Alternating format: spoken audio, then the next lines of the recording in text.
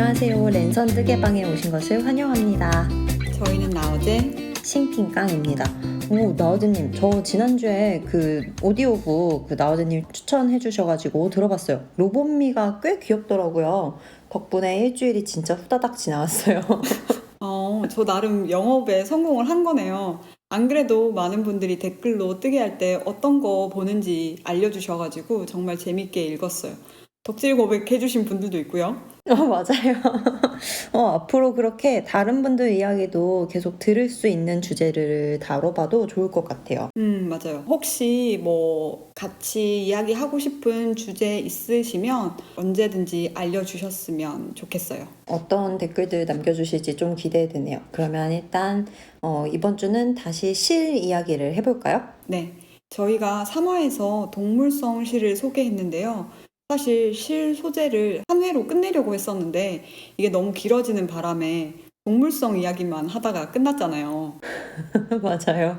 저는 사실 실과 바늘이라서 실을 하긴 했는데 실에 대해서 무슨 이야기를 할 수 있을까 그런 생각을 처음엔 했거든요. 근데 준비하다 보니까 할 얘기가 정말 무궁무진하고 저희가 동물성 섬유도 수박 겉핥기 식으로 진행한 건데도 그 정도였던 걸 보면 이 실이라는 게 할 얘기가 정말 많은 주제이긴 한가 봐요. 동물성 섬유만으로도 어마어마했는데 사실 그 외의 소재도 정말 끝이 없잖아요.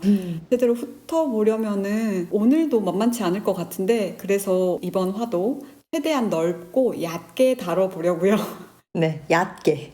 식물성이랑 합성 소재가 남아있어요. 아무래도 동물성 섬유보다는 이 두 가지가 좀 생소한 것 같아요. 맞아요. 그 뜨개질이 겨울이 성수기잖아요. 그래서 겨울엔 아무래도 따뜻한 동물성 실을 많이 사용하니까 식물성 실은 조금 생소하죠. 근데 또 3화에서 언급했던 것처럼 동물성 소재 실에는 동물복지 이슈가 필연적으로 뒤따르기 때문에 동물성 실을 최소화해서 사용하려는 분들도 계시더라고요. 섬유 가공 기술이 이미 아주 발전해 있고 또 계속 발전하고 있기 때문에 식물성 섬유나 합성 섬유도 충분히 따뜻하고 부드럽고 가볍다고 하더라고요. 그리고 합성 섬유나 식물 섬유가 관리가 쉽다는 장점도 있는 것 같아요. 아무래도 동물성 실들은 기본이 드라이 클리닝 그리고 손빨래잖아요. 열에 약하고 건조 과정도 엄청 까다롭고요. 근데 식물성 섬유들은 일단 내구성이 뛰어나서 기계 세탁이 가능한 경우가 많아요. 합성 섬유야 뭐 저희가 편하려고 만든 거니까 당연히 기계 세탁이 가능하고요. 기계 세탁할 수 있는 게 진짜 최고로 좋죠. 그리고 또 식물 섬유 같은 경우는 조금 시원한 느낌이 있어서 봄, 여름, 가을 옷을 뜨기에도 좋잖아요.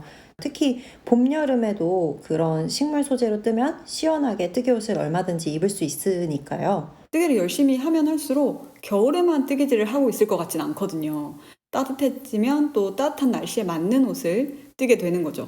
맞아요. 근데 저는 사실 식물 섬유를 생각하면 그나마 생각나는 게 면이랑 린넨 그 두 종류밖에 없어요. 두 가지가 사실 가장 대표적인 식물성 섬유라고 말할 수 있어요. 왜 지난번에 동물성 섬유를 어느 종류의 동물에서 가져왔는지에 따라 양모, 산양모, 토끼모, 낙타모 정도로 나눴던 거 기억하세요? 맞아요. 양모는 딱 저희가 아는 그 울, 그리고 사냥모는 캐시미어랑 모헤어, 토끼는 앙고라, 낙타는 알파카 이런 것들이 대표적이었던 것 같아요. 맞아요. 근데 식물 섬유는 동물실이랑 조금 다르게 어떤 식물종에서 가져왔는지보다 더 큰 분류가 있어요. 바로 식물의 어느 부분에서 가져왔는지인데요. 그러니까 씨에서 가져오는지 껍질 아니면 잎, 과실인지에 따라서 크게 네 가지로 나뉜대요. 그 중에서도 뜨개실에 가장 많이 쓰이는 건 아마 낑깡님이 말씀하신 씨 섬유에 속하는 면이랑 껍질 섬유에 속하는 린넨일 것 같네요. 동물은 그냥 다 털에서 그 섬유를 가져오는 건데 식물은 그게 다르네요. 식물의 뭐 껍질, 씨 어느 부분을 가공해가지고 섬유로 뽑아내는지로 나누니까요.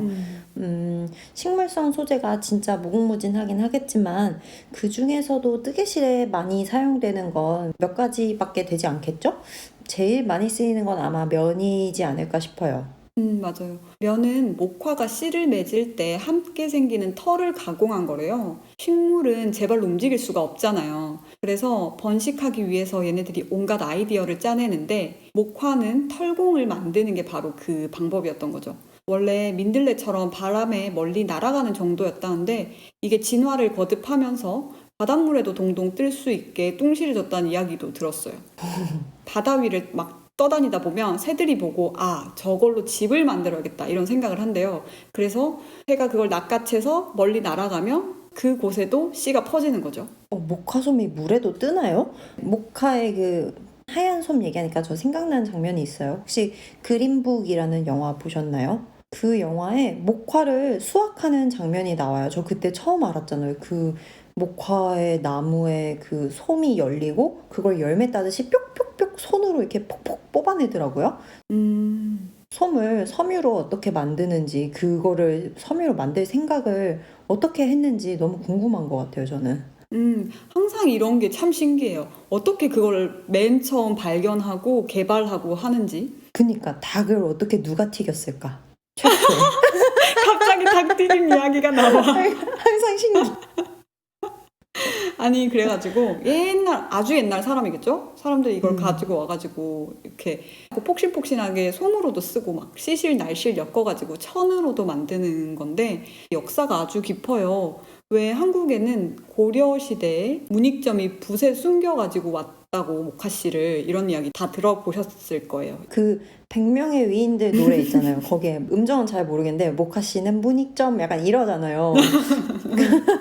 저도 어느 부분인지 모르겠는데 있어요. 그래서 그렇게 100명에 꼽힐 정도면 목화를 가지고 와서 그 면을 대중화한 게 역사에 거의 한 획을 긋는 변화다 이런 뜻인가 봐요. 그렇죠. 옛날에는 면을 생산하면 세금 명목으로 그 면을 거두기도 했대요.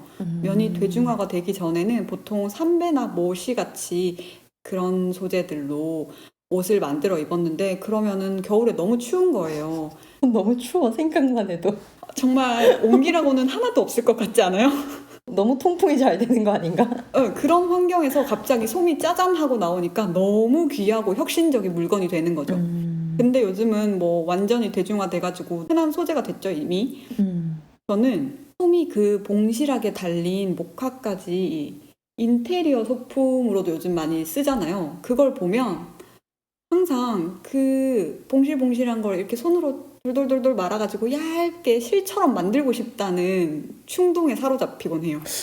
그게 가내수공업으로 그 솜에서 실을 만들 수 있는 건가? 직녀쯤 돼야 할 수 있는 거 아니에요? 아니 그게 실을 뽑아보겠다 이렇게까지는 아니고 그냥 왜 옛날에 온갖 장난 하잖아요. 막 지우개 막 이렇게 지워가지고 길게 지우개 똥 뽑고 막 이런 거 하는 것처럼 그런 손장난을 해보고 싶다는 거죠. 그렇구나. 근데 그게 면을 만드는 소재인지 모르는 분도 있을 것 같아요. 저만 몰랐을까요? 저는 목화솜이 면이 된다는 건 뭐 그냥 책에서 읽어서 알았지만 실물로 그 목화를 보면서 그 솜이 면이 된다. 그거는 생각이 없었던 것 같아요. 저도 딱히 연결하지 않았어요. 그 두 개를. 그 왜 도깨비에서 목화 그게 나왔다 그러잖아요. 그랬나? 그래서 그 이후로 인테리어로 진짜 많이 썼다고. 그래요? 꽃다발에도 막 목화 다발 팔고. 그런 걸 보면서 저게 면이 될 거라고 생각은 못 했는데 근데 아무튼 그 한 송이에 되게 꽤 많은 양이 붙어 있잖아요. 생산성이 되게 좋은 거 아닌가요? 맞아요. 꽤 많은 양이 붙어 있기 때문에 우리가 아주 저렴한 가격에 면실을 살 수 있는 거겠죠? 제가 생각했을 때는 밭 하나만 갈아도 어마어마한 솜 양이 나올 것 같거든요. 그 색깔 자체가 거의 흰색에 가깝잖아요. 그래서 염색도 아주 쉬울 것 같아요. 표백을 따로 안 해도 되니까. 그리고 면은 저렴하기도 하지만 경고성이 아주 뛰어나서 보풀도 잘 생기지가 않아요. 근데 탄력이 없고 방수력이 떨어진대요. 이게 단점이죠. 사실 탄성이 없는 건 식물성 실의 대부분이 그렇대요. 그리고 면실이 좀 무게감도 있는 것 같죠? 맞아요. 똑같이 그 실 한 달에 그람수 똑같은 걸 사면 동물성 실이랑 면이랑은 그 딱 들었을 때 느낌이 차이가 나는 것 같아요. 제가 코바늘 하던 완전 뜨리니 시절에 면 콘사를 산 적이 있거든요. 와, 진짜 울면서 썼어요. 좀 큰 매트를 만들려고 했는데 그거 그냥 만들다가 포기했어요. 왜냐하면 면사가 진짜 엄청 묵직하고 단단하고 또 제가 거의 청키같이 엄청 굵은 실로 사가지고 그걸 코바늘로 뭘 하려니까 거의 무슨 연장 쓰듯이 코바늘을 연장. 나중에는 진짜 무슨 공사장 나간 것처럼 팔꿈치 속까지 다 아프더라고요. 어. 그때 알았어요. 면은 힘이 세다. 면은 무겁다. 면은 굵은 거 사면 안 된다. 면은 그냥 안 사는 게 좋다. 근데 나중에 써보니까 얇은 면사는 그래도 낫긴 하더라고요. 그래도 기본적인 무게감이 있어서 울보다는 조금 처지려는 느낌은 있는 것 같아요. 두께감 있는 면실로 루즈하게 옷을 뜨면 저는 확실히 그게 아래로 좀 당겨지는 느낌이 들더라고요. 근데 제가 생각한 두께랑 낑깡님이 산 면사의 두께 사이에도 엄청난 차이가 있어요. 저는 한 DK 정도 생각한 거거든요. 그래도 간절기용으로 이만한 소재가 없어요. 양모실처럼 면사는 생산이랑 소비가 많기 때문에 디자인이랑 색상도 엄청 다양하게 나오거든요. 그리고 좋은 면사는 또 가볍고 보송한 느낌이 나기도 하긴 하더라고요. 주변에 막 애기들 모자 떠줄 때 이런저런 오가닉 코튼 이런 거 많이 썼는데요. 진짜 부드럽고 가벼웠어요. 이것도 가공 방법이랑 기술의 차이겠죠? 그리고 또 동물성 실들은 아무리 부드러워도 입었을 때 좀 따갑고 간지러운 느낌이 있어가지고 차라리 봄, 가을, 초겨울까지는 면사를 사용해서 아니면 면 혼방을 사용해서 만드는 것도 괜찮을 것 같아요. 제가 예전에 울 반, 면 반 그런 실로 조카 조끼를 떠줬는데 면이 들어가니까 약간 차름하게 떨어진 느낌이 있으면서도 울이 있어서 그 사이에 기모감이 올라와가지고 좋더라고요. 어릴 때 누가 떠준 건지 아니면 산 건지 모르겠는데 어쨌든 니트나 가디건 이런 톨옷들을 다 싫어했어요. 하루 종일 입으면 신경 쓰이고 너무 간지럽고 이래가지고 그때는 실 가공 기술이 떨어져가지고 더 그랬을 수도 있지만 맞아요. 어쨌든 엄마가 그런 옷들을 가지고 오면 다 너무 무서웠어요. 애들 피부는 더 예민하니까 면실, 면 혼방실 이런 걸로 옷 뜨는 거 추천해요, 저도. 그래서 오가닉 코튼도 애기들 옷에 많이 사용하시는 것 같아요. 그리고 또 그런 거 있잖아요. 면사에 실크가 있고 캐시미어가 있는 거. 그 고급 목화로 만든 피마 코튼이랑 수피마 코튼이 있는데 목화 섬유의 길이가 일반 목화보다 훨씬 길고 광택이 더 있고 또 내구성이 더 우수하대요. 피마 코튼이 코튼계의 실크고 수피마 코튼은 코튼계의 캐시미어라는 별명이 붙어 있고 그 중에서도 최상급 목화 섬유인 수피마 코튼은 전 세계 면 생산량의 1%가 안 된다고 해요. 저 약간 땡땡계의 샤넬 이런 거 듣는 느낌이거든요, 지금. 아니 근데 저는 피마 코트는 실구경 할 때 좀 봤어요. 써본 적도 있고. 근데 딱히 막 엄청 드라마틱하게 좋다 이런 생각까지는 못했는데 수피마 코트는 또 얼마나 좋을지 궁금하네요. 항상 보고 싶고 갖고 싶고 이런 게 늘어나요. 이야기를 하다 보면. 그쵸. 뭔가 아는 게 많아지니까. 근데 또 수피마 코튼이 전 세계 생산량의 1%가 안 된다고 하니까 또 좀 그 벤츠 타시는 까땡땡님이 생각나네요. 그분이 수피마 코튼이라고 파셨는데 1%가 안 되는 거였구나. 1%. 그래서 수피마라고 강조를 했구나. 안 파신 게 없네요. 수피마 아니었겠지만 아무튼 이렇게 또 위시를 하나 만들고 다음 소재로 넘어가 볼게요. 면 다음은 린넨이겠죠? 아마실 이렇게 말하는데 이 맞자 들어간 맞시 집안이 족보가 되게 복잡한 것 같아요. 저는 이게 진짜 헷갈리더라고요. 아마, 대마, 점마, 황마 이렇게 네 자매가 있는데 일단은 얘네 넷이 모두 껍질 섬유들이고요. 고급실부터 첫째로 치면 린넨은 순서가 좀 밀려요. 최고급 실이 점마거든요. 점마는 아마 좀 더 낯설어도 모시는 들어보셨을 거예요. 옛날에 임금님한테 진상하던 거였죠. 여기서도 이미 고급이 증명되는 것 같은데 영어로는 람이라고 합니다. 오, 모시, 점마는 몰라도 모시라는 명칭이 제일 익숙하긴 하네요. 점마는 섬유가 아주 길고 가는 데다가 부드럽고 광택도 우수하대요. 모시 옷 같은 거 상상하면 딱 이렇게 떠오르는 것 같아요. 또 가볍고 차가운 성질에다가 땀 흡수에 뛰어나가지고 여름 옷을 만드는 데 사용하면 제일 좋다고 해요.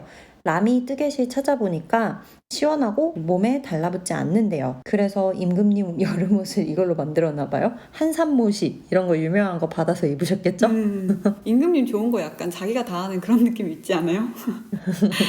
아니 그래도 뭐 요즘은 생산성이 좋아져가지고 저 같은 평범한 사람도 여름에 모시 이불 같은 거 덮고 사네요.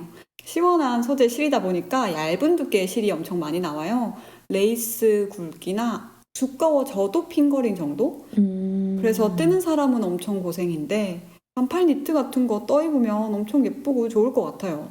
근데 가격이 아주 비쌉니다. 캐시미어 정도? 그 정도로 상상하셔도 될 만큼 이게 젖어도 몸에 붙지 않는 성질이 있대요. 이런 사기성을 겸비하면 가격이 갑자기 팍 뛰어요. 그래서 제가 그 라미 실을 본 적이 없나 봐요. 그렇게 비싸서. 그러면 그 다음으로 좋은 마시 집안의 둘째, 두 번째 마자 들어간 식물은 아마라는 식물의 껍질에서 얻는 린넨이에요. 린넨이 제일 익숙한 것 같아요. 저희가 가장 많이 사용하는 맛과 식물 섬유인데 식물성 섬유 중에 가장 질기다고 할 수 있을 만큼 내구성이 뛰어나대요. 린넨도 그리고 고급 소재에 속하고 근데 탄성이 없는 그런 점이 있고 또 성질이 차가워서 여름 셔츠에 진짜 많이 쓰여요. 가볍고 통기성이 우수한 장점도 있고요. 그래서 여름에 린넨 셔츠 입는 분들 꽤 많은 것 같죠? 그리고 이게 관리가 편해서 기계 세탁, 기계 건조가 가능하고 다림질도 가능해요. 세탁기, 건조기 돌려버릴 수 있는 건 너무 좋네요. 근데 다림질이 가능하다고 하셨는데 사실 너무 잘 구겨져서 다림질이 거의 필수라는 함정이 있기도 하죠. 맞아요. 아니 근데 손빨래 해야 하는 옷들 자꾸 밀어가지고 세탁바구니 제일 아래쪽에 계속 남아있는 거 저만 그래요? 확실히 동물성 소재보다 식물성 소재로 가면 그 관리, 세탁 이런 게 쉬운 게 확실한 장점이 될 수 있을 것 같아요. 그쵸. 그리고 린넨은 염색이 잘 안 먹어서 파스텔 톤 색상이 많대요. 어쩐지 여름 셔츠들이 다 그렇게 좀 뽀얗고 밝고 그런 색이긴 했어요. 생각해보면. 그리고 좀 이게 실이 좀 미끌미끌해서 뜰 때 나무 바늘이 더 좋고요. 게이지를 꼭 세탁 후를 기준으로 내야 한다고 합니다. 이게 대충 냈다가 세탁을 하고 나면 크기가 엄청 작아지거나 커져서 못 입게 되나 봐요. 너무 크리티컬한 단점인 것 같아요. 사실 세탁 후 게이지가 그렇게 변한다니. 린넨실도 아무래도 얇은 경우가 많을 텐데 그 가는 바늘로 엄청 고생해서 시간 들여서 떴는데 사이즈 미스나면 진짜 울고 싶을 것 같아요. 그런 걸 이제 안 하려면 모든 게이지 스와치를 다 뜨고 세탁하고 건조하고 재고 해야 되는데 진짜 그게 쉬운 게 아니잖아요. 뜨는 거 자체가 저는 그렇게 싫더라고요. 네, 저도 이게 너무 귀찮기도 하고 빨리 옷을 뜨고 싶잖아요. 일단 시작을 하고 싶은데 게이지 내고 있으려니까 마음이 이미 급해서 그걸 되게 잘 생략하는 것 같아요. 그래서 저도 쉽지 않은데 우리 모두 노력을 해봐요. 이게 어쨌든 실패를 줄이기 위한 전 과정이니까요. 맞아요. 이제 세 번째로 넘어갈까요? 네, 다음은 대마랑 황마. 이름부터 좀 빡센데 이 둘은 사실 뭐가 더 고급이다 이런 게 애매해가지고 그냥 쌍둥이 막내 정도 되면 될 것 같아요. 둘 다 삼배. 전 못이랑 삼배가 같은 건 줄 알았는데 생각해보면 같을 리가 없잖아요. 이렇게 섬유를 모릅니다. 같을 리가 없어. 생각해보면 다르게 생겼으니까. 아무튼 그 옛날에 우리나라에서 대마로 옷을 많이 입었대요. 이게 근데 너무 거친 소재라서 외국에서는 그 대마를 이용해서 노끈이나 마대 아무튼 옷으로 치지 않았던 건데 우리나라에서 거친 여름 옷감으로 많이 사용을 했고 질기고 통기성이 우수하고 항균 효과가 탁월해가지고 곰팡이가 슬지 않는데요. 그래서 수의 만들 때도 사용하는 것 같아요. 대마라고 하니까 조금 무시무시한데 햄프라고 적혀있는 실들이 바로 이 대마실입니다. 황마는 주트라고 하는데 이건 좀 조금 많이 낯서네요. 이 두 소재의 특성이 비슷비슷한가 봐요. 아무래도 둘 다 삼배에 속하니까 그런 것 같아요. 근데 대마는 우리가 익히 잘 들어본 뽕나무과고 황마는 피나무과에서 원료를 얻는다고 합니다.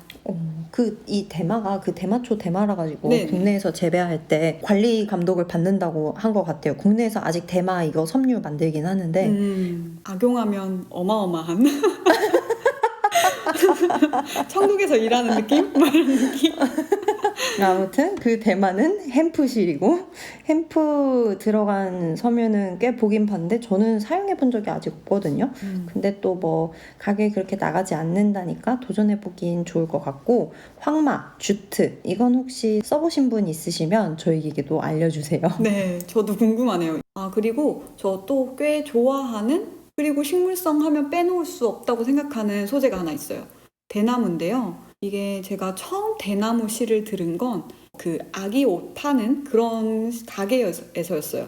너무 신기한 거예요, 처음에는. 면보다 어쩐지 더 고급지고 뭔가 땀 흡수도 더 잘 될 것 같고 몸에도 좋을 것 같고 막 이런 느낌. 너무 친환경적인. 근데 이게 나중에 보니까 뜨개실에도 대나무를 사용을 하더라고요.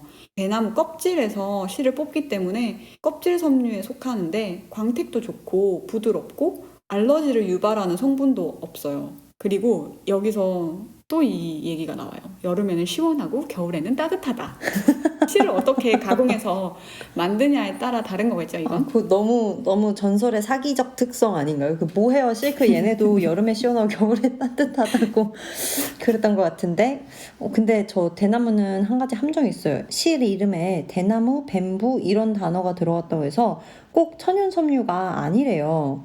대나무 껍질을 분쇄해서 거기에서 실을 뽑는 그 천연 소재를 활용해서 만드는 천연 섬유가 있고 아니면 그거를 화학적으로 처리를 해서 섬유를 추출하는 합성 섬유가 있어요. 그래서 그 두 번째 거가 합성 섬유가 저희가 흔히 비스코스라고 말하는 소재래요. 뱀부얀 이래가지고 샀는데 막상 받아보면 성분표에 비스코스 이렇게 적힌 경우가 많으니까 주문하기 전에 확인을 하시면 좋을 것 같아요. 제가 고등학교 때 기숙사에 살았는데 그때 엄마가 좋은 거라고 대나무 수건을 사주셨거든요. 근데 그게 그렇게 물기를 못 닦을 수가 없어요. 뭐 닦아지지가 않아요. 막 미끌거리고. 수건인데. 수건인데. 그 이후로 대나무는 쓸게 못 된다라고 생각했는데 그 대나무는 아마 비스코스였던 것 같아요. 진짜 그래서 그랬을까요? 아니, 비스코스가 저한테 약간 광택이 돌면서 미끌미끌거린다는 이미지가 있거든요.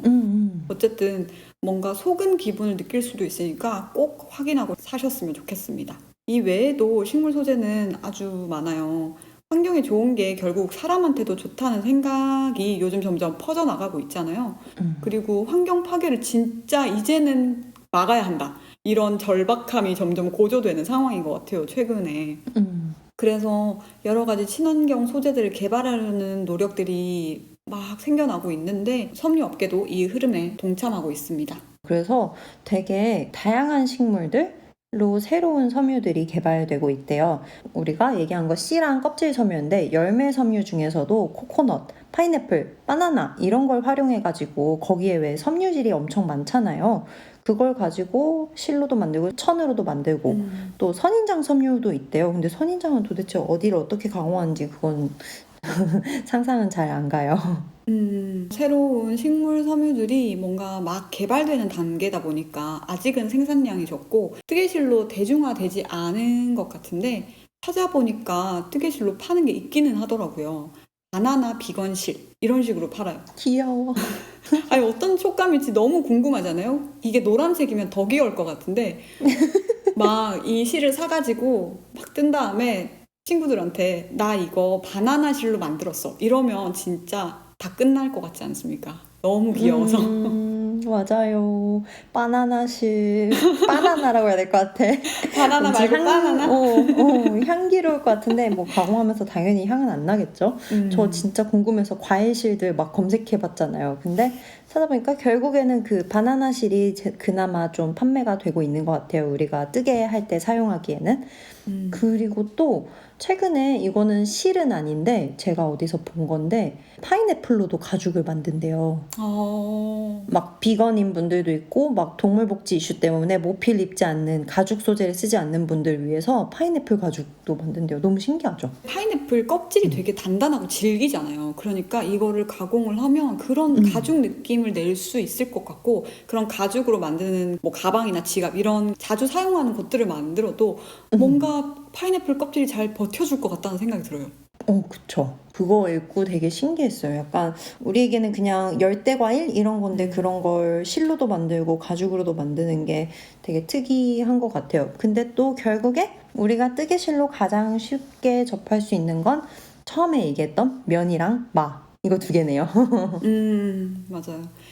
이제 식물성 섬유는 이 정도면 어느 정도 훑은 것 같고, 우리의 얕고 넓은 실 탐구의 마지막 챕터로 넘어가겠습니다. 바로 합성 섬유인데요. 종류부터 한번 볼게요. 와, 이제 마지막 챕터인가요?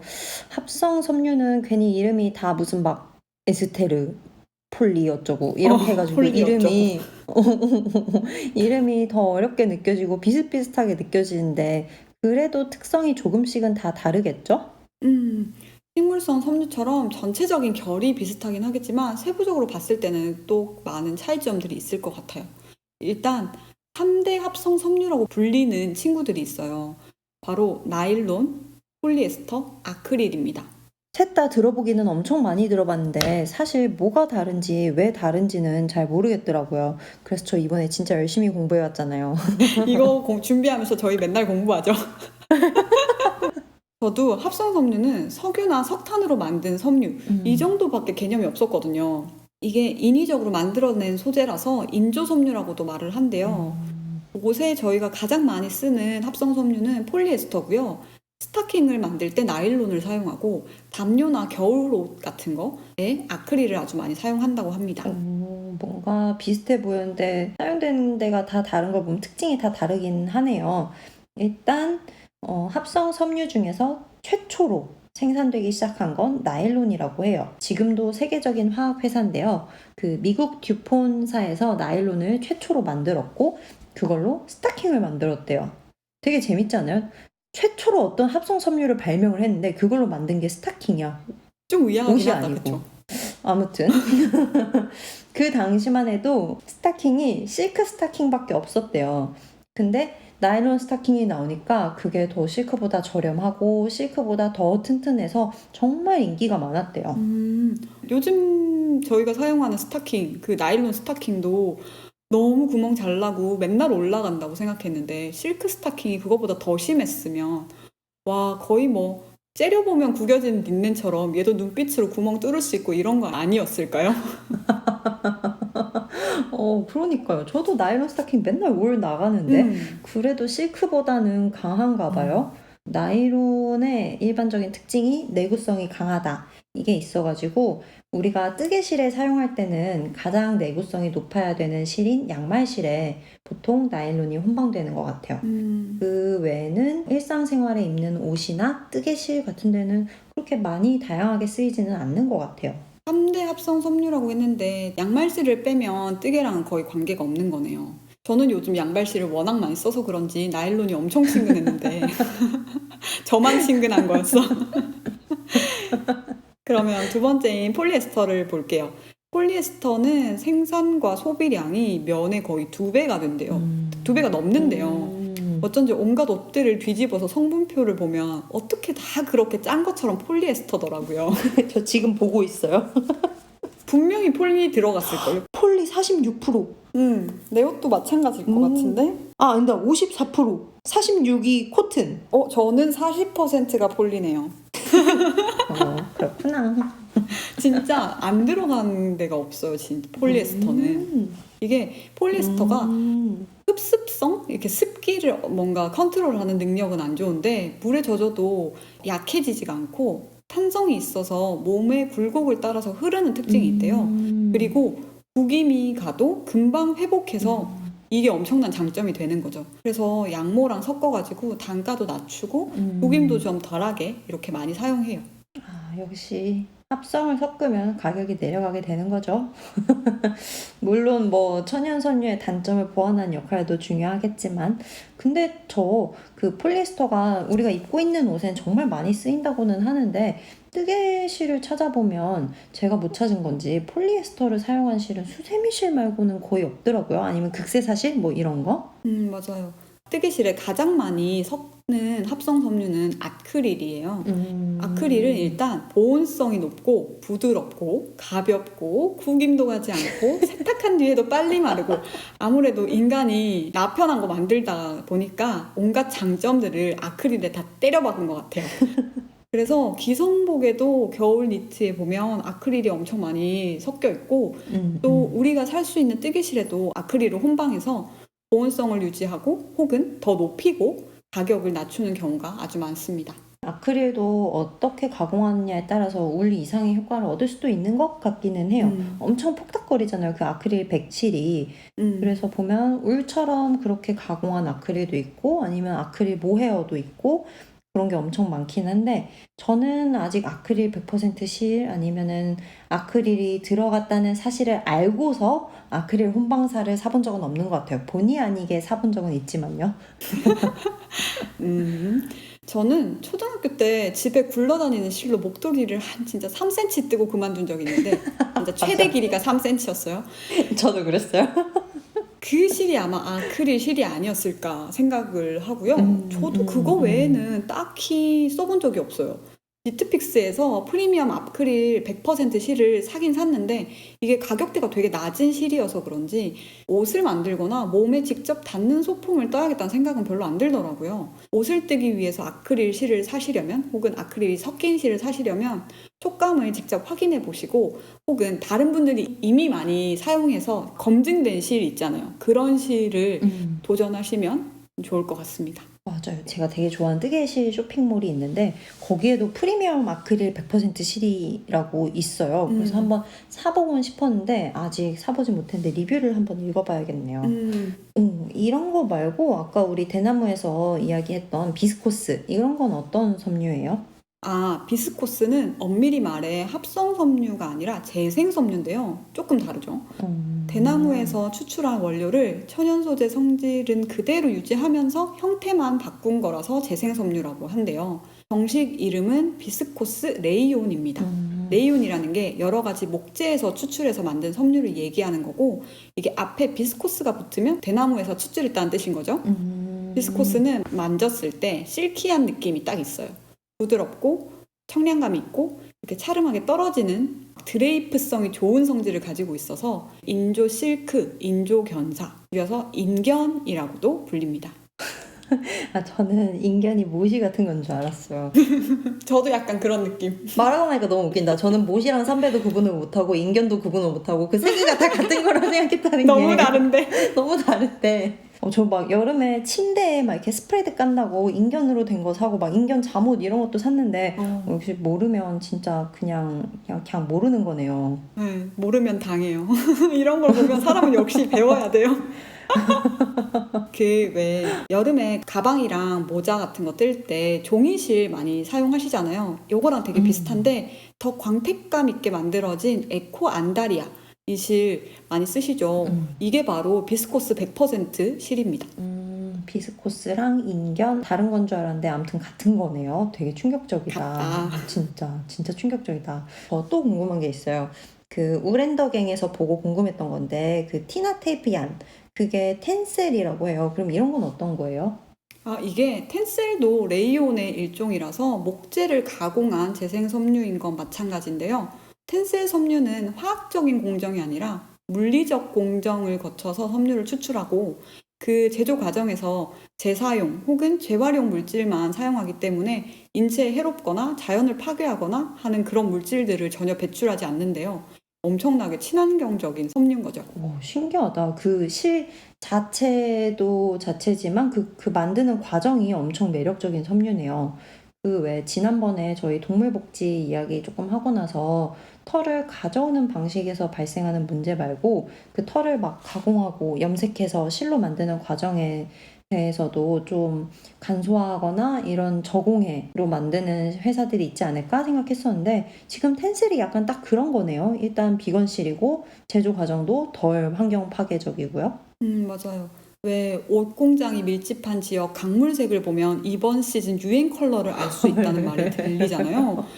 이런 걸 보면 원료를 얻는 과정뿐만 아니라 그걸 가공해서 최종 생산물을 만드는 과정에서도 엄청난 환경 파괴가 일어나는 것 같아요. 앞으로 이 과정도 다양하게 고민한 소재가 많이 개발되었으면 좋겠고 또 개발되지 않을까 싶어요. 그렇게 되면 진짜 좋겠어요. 우리 다음에 언제 한번 그런 동물 복지를 실천했다고 하는 실 아니면 이런 식으로 텐셀처럼 저공해로 생산했다고 하는 실들 모아가지고 이야기해보는 기회도 있으면 좋겠어요. 그것도 좋은 생각이네요. 그런 종류 실만 산다는 건 사실 엄청 어렵겠지만 그래도 구체적으로 어떤 선택지가 있는지 알고 있으면 좋으니까요. 맞아요. 선택지를 알고 있는 것 그 자체만으로도 되게 좋은 것 같아요. 그러면 일단 식물 섬유와 합성 섬유는 여기까지로 마무리할까요?